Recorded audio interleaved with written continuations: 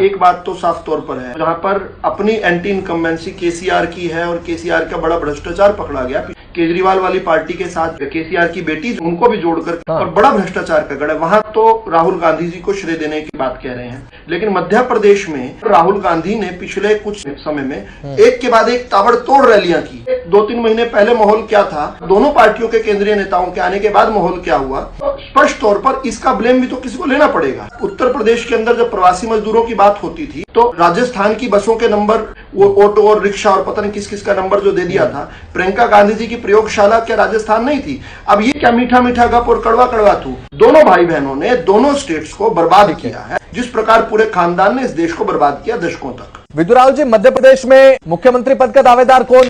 मध्य प्रदेश के अंदर भारतीय जनता पार्टी का एक गढ़ रहा है। हाँ। एक चीज जो बहुत लोग मिस कर जाते हैं, जब सबसे पहले पन्ना प्रमुख नाम आया था तो भारतीय जनता पार्टी का कैडर, सुंदरलाल भंडारी जी के समय की बात कर रहा हूँ, तब से लेकर उमा भारती जी और बीच में और जो हमारे नेता थे, तो हमारी कलेक्टिव लीडरशिप का वहां पर चैंपियन रहे हैं। ग्वालियर के अंदर बहुत अच्छा हमारा करना ज्योतिरादित्य सिंधिया जी का, और इंदौर के अंदर कैलाश विजयवर्गीय जी ने मोर्चा संभाला।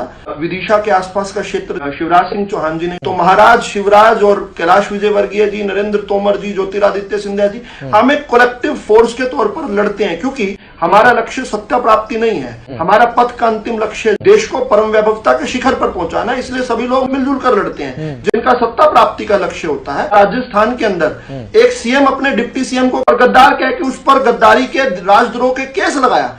आज तक के हिंदुस्तान के कभी इतिहास में आपने सुना अशोक गहलोत ने सचिन पायलट के ऊपर 124B का केस डाल दिया? क्या किस प्रकार की सत्ता ललुपता थी। ये जो सत्ता ललुपम तरुण लज्जा वाला जो इनका मॉडल है कांग्रेस का, जनता इससे तंग आ चुकी है, इनसे निपटारा चाहती है। और हरियाणा में जिस लगातार से इनका सुपड़ा साफ किया जा रही है, उत्तर प्रदेश में, उत्तराखंड में, पंजाब से सुपड़ा साफ हो चुका है इन लोगों का, दिल्ली से बिल्कुल खत्म हो चुके हैं। इसी प्रकार से मध्य प्रदेश, राजस्थान, छत्तीसगढ़ और नीचे जाते जाते महाराष्ट्र से आउट हो चुके हैं पूरी तरीके से। तो अब कांग्रेस का अंत निश्चित है।